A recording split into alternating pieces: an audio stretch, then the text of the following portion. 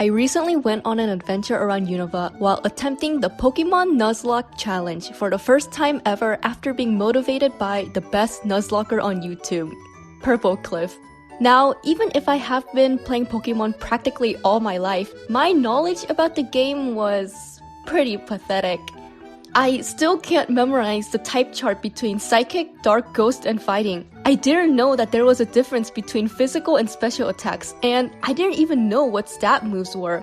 But all of that didn't stop me from Nuzlocking Pokemon White. If you're wondering what Nuzlocks are, there are a bunch of self-imposed rules you can add to make the game more difficult and fun. Some standard rules are, you can only catch the first Pokemon you encounter per area, if the Pokemon faints, it's dead and you can't use it ever again, and you must nickname each Pokemon caught to strengthen emotional bonds. Simple, right? Well, I added even more rules to turn this game into hell.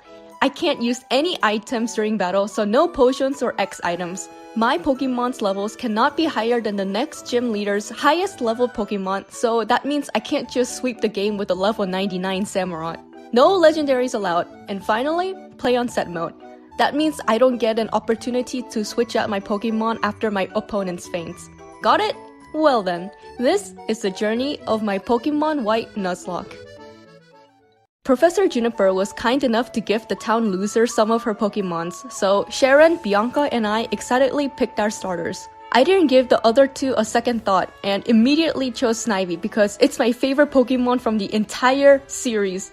Who cares if Grass is the weakest type? Who cares if it's weak to half of the gym members plus Alessa's annoying ass Emolgas? I named my Snivy Doitsu and set off on our journey. On Route 1, I caught Teemo the scout Pokemon, and then went up to level my Pokemons before the first battle against my husband, N. The fight went okay. I continued on my way, catching Hund the Lillipup, and yes, I know, what a creative name. Some girl gifted me Bufus the Panpour, and then it was time to challenge Chili, the first gym leader. Yeah, it wasn't that dramatic. After the gym battle, I caught a Pidove named Vogie on Route 3, who immediately died to a crit from a wild Purleon. Ugh! Later, I teamed up with Sharon to beat up Team Plasma for stealing a Pokemon from a little girl in Wellspring Cave, and caught Woojen, the Woobat. Alright, another flying type. I hand the little girl her Pokemon and head towards Nacrene City, where, in my opinion, the scariest gym leader of Unova is Lenora. At first glance, her team looks pretty underwhelming, but don't be fooled. Her super fast, hard-hitting Watchog has the move Retaliate, which doubles in power if a Pokemon from the user's party fainted in the previous turn. So that means after I have defeated Herdier, her Watchog is almost guaranteed to kill one of my Pokemon and easily sweep my team. It also knew Hypnosis. So, I had a plan. I would catch a Timber on Pinwheel Forest. Alright, new plan. I would grind for 2 hours, almost wiping to a youngster who had 3 supersonic Timples, and evolved half my team in process. Now, the star of the battle would be Teemo, who I trained only against wild Timples, so that he would hopefully be just a little bit faster than Lenora's Watchog. I slapped all of my Chesto Berries on my team and went to challenge the second gym leader. I knew that I would do practically no damage to her team, so I just Leech Seeded, Confused Ray, and Hypnosis Stalled like a cringe lord. I took out her Herdier with no problem, and then came her Watchog. It was the moment of truth. Was Teemo faster, or would he go down by her Retaliate? And he did it! I managed to obtain the second gym badge with no casualties thanks to my 9000 IQ strats. During my battle with Lenora, Team Plasma stole a Dragon Skull from the museum and camped inside Pinwheel Forest. So I then steamrolled past a bunch of Team Plasma grunts with the Castelia gym leader Berg to give Lenora her skull back. I ran over the Sky Arrow Bridge to Castelia City, where I had to retrieve a stolen Pokemon again! This time it was Bianca's Muna. Why do I have to fight Team Plasma? Don't you have a level 43 Haxorus? After that whole fiasco, I was training my Pokemon in the desert when Woojen died to a Fire Fang crit! I was straight up panicking because now I didn't have an answer to Berg's bug-type Pokemons. I rushed straight to Route 4 and prayed for a Darumaka and... damn it, not again! I named an Enyo and did jack shit with her. Thankfully, Teemo learned Super Fang, a move that cuts the enemy's HP by half, which was gonna be the run saver. So, like my last gym battle, I confused Ray Stall and prayed for no Razor Leaf crits. And like that, I obtained the 3rd gym badge. At the desert resort, I caught a Darumaka and named it Heisenberg. It would have been cool to have you like 5 minutes ago, man. I walked inside the relic castle, caught Schnappy the Sandile, and obtained the plume fossil. I revived it in Nacrene City and welcomed Griffin the Archon. And then Schnappy died to a crit air cutter by Sigalith. No! My LS counter! As I was lamenting my loss and freaking out about the next gym fight, Sharon stopped me for a battle who I swept the floor with, and before I knew it, I was at Nimbasa City. I went over to scope out my opponent when suddenly N appeared out of nowhere and asked me on a date? After listening to his boring-ass monologue that I was totally paying attention to, he challenged me to a battle who I also swept the floor with. Love pales in comparison when only one thing matters: dominance! Now, preparing for the main event. The only other ground type I had against Alessa's electric types was that Temple I caught back in Pinwheel Forest, who I named Froppy, and trained her hard until she evolved into a Palpitoad. And if you caught up on how I plan my battles against scary opponents, then you best bet I played cringe as hell. I had Froppy set up an Aqua Ring, Supersonic stalled and chipped Alessa's Emolgas away with Bubble Beam. But then came her Zebstrika. Since Froppy was on super low health, I knew I had to sack one of my Pokemons. I decided to send Enyo out to do some pretty good damage with Dig before her timely death. I had Heisen hit the final blow and I won the 4th badge. And before you say, why didn't you sack the Trubbish instead? First of all, how dare you? And second of all, I had great plans for her in the future. Just keep watching. I headed towards Driftvale City and met Clay, the city gym leader, who forced me and Sharon to track down Team Plasma inside the cold storage while he ran off to somewhere after leaving the responsibilities of catching worldwide criminals to a bunch of kids. After arresting Team Plasma, I then challenged Clay, the well-renowned Nuzlocke run killer, who was a complete pushover. There was a scary moment when Froppy flinched twice in a row to Rock Sled and then missed Muddy Water, but it was fine. After Clay blasted the entrance with his Krokorok, we walked inside Chargestone Cave where I caught Pavuchki the Joltik. I sped ran my way through Team Plasma along with N, and stepped outside the cave into Mistralton City. I was about to challenge Skyla when she abruptly ran into the Celestial Tower for some reason. I don't know, I wasn't paying attention. I followed after her where I caught Litwick that I named Hestia, and then Doitsu died to a crit from an Alomamora.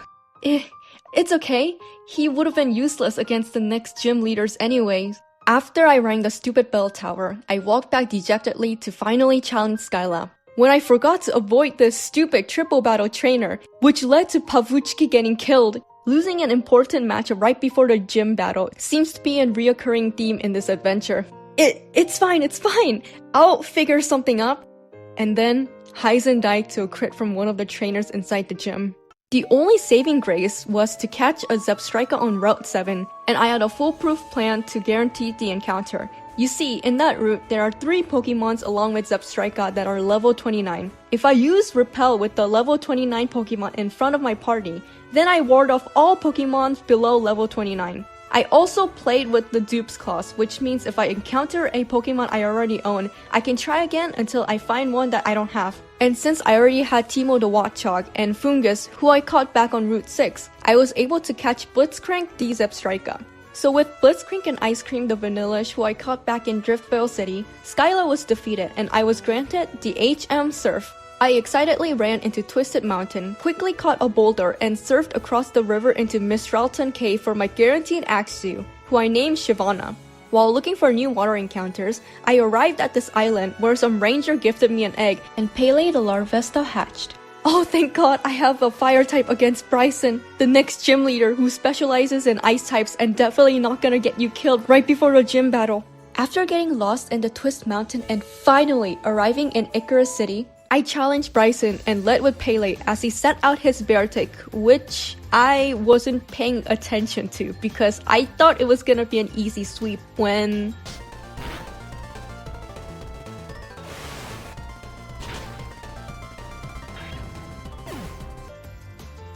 If the Nuzlocke pros are seeing me now, they will probably be facepalming.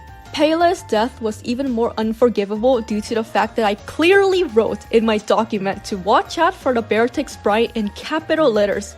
I'm sorry, please don't roast me. Anyways, after that, I climbed the Dragon Spiral Tower, beat up a bunch of Team Plasma grunts, and reached the top to find N befriending Reshiram. He told me that if I wanted to stop him, I must find the other dragon and become a hero as well. He flew off before I could say anything, and left me in the tower by myself. I walked back down, ran across the tube line bridge for my final gym badge. Iris was no match for my Shyvana and Ice Cream, as I destroyed her team. Now we can challenge the Elite Four. Hold it! After beating up Sharon for the last time and trekking through Victory Road, I stood in front of the gates of no return and immediately flew off for the shopping mall on Route 9. I sold almost half of my belongings to buy as much vitamins as I could. Surprisingly, I never saw any Nuzlockers doing this before, so someone let me know if vitamins are cheating or not. I don't know. The team I decided to bring to the Elite Four was gonna be Shyvana the Haxorus, Froppy the Seismitoad, Hestia the Chandelier, Amogus the Ranunculus, Hund the Stoutland, and my savior of the run, Urgotus the Garbodor, who had probably one of the worst abilities ever, Weak Armor, which reduces defense but raises speed if hit by a physical attack. And this tiny little detail was what almost halted my adventure, but like always, I had a plan. Remember what I said in the beginning of my journey? I still can't memorize the type chart between Psychic, Dark, Ghost, and Fighting. Well, coincidentally, in Unova, the Elite Fours are masters of each of those types, respectively. So I made sure to pack my type chart and step into the Pokemon League. After teaching Shadow Claw to Shyvana and forcing in as many Pokemon steroids as I could, she had no problem against Chantal and Caitlyn. After that, I challenged Grimsley, who I knew I had nothing for, but this was where Urgotus came in. Just before the fight, I taught her Rest, Toxic, and Attract, so after I poisoned the enemy Scrafty and scattered toxic spikes, I Rest spammed into victory. It wasn't that clean of a win, as Froppy died trying to take down the crocodile, but Hund came in and retaliated as vengeance. I then headed for Marshall, the last Elite Four. I just used the same cheesy toxic strategy with Urgotus, poisoning the enemy and mobilizing them through Attract. But the enemy thrower refused to be a simp, so he broke through and killed Urgotus. I couldn't care less at all. She had already set up the toxic spikes and was now useless to me. I sent out Shyvana to Dragon Dance and Aerial Ace rest of Marshall's team. Now there was only the champion left. As I was approaching Elder, I saw that N was also there and he had beat the champion before me. He noticed I was there too and summoned a freaking castle from the ground. N told me to follow him inside for the epic battle of the century, so I do. When I am stopped by the 6 sages, I didn't have enough power to take them down myself when suddenly all the gym leaders showed up like the Avengers and urged me to catch up to N. Thankfully, there was a PC on the next floor where I literally spent an hour strategizing and crafting the perfect team. See, when you beat the Elite Four in Pokemon Black and White, you had to defeat not only N, but also Ghetsis. So I was team building around 2 different enemies, and from the limited amount of available Pokemon, because I killed them half of them to stupid mistakes. This is what I came up with. I still brought Shyvana, Hestia, and Hund, but I also added Ice Cream, Vi the main shout, and Amogus the Amoongus. Apparently, I must have been a real freaking comedian, cause I named 2 of my Pokemons Amogus on 2 different occasions. I stepped into the throne room where N welcomed me. The dark stone suddenly flew out of my back and turned into Zekrom. I just chucked the Master Ball at it cause I didn't want to deal with that. I turned back to N to initiate my final battle with him. He sent out Reshiram as I led with Shyvana. I had no problem taking it down and then type match the best I could against the rest of his Pokemons. Now, the biggest problem was a Zoroark, who outsped every single one of my Pokemons and did massive damage. But I also had a plan for it. See, there was a reason I decided to bring both Hestia and Vi together. Can you guess what that is? That's right! 3 out of 4 moves did no damage to my Flash Fire Hestia and Nightshade did less than 33% to my Regenerator Vi.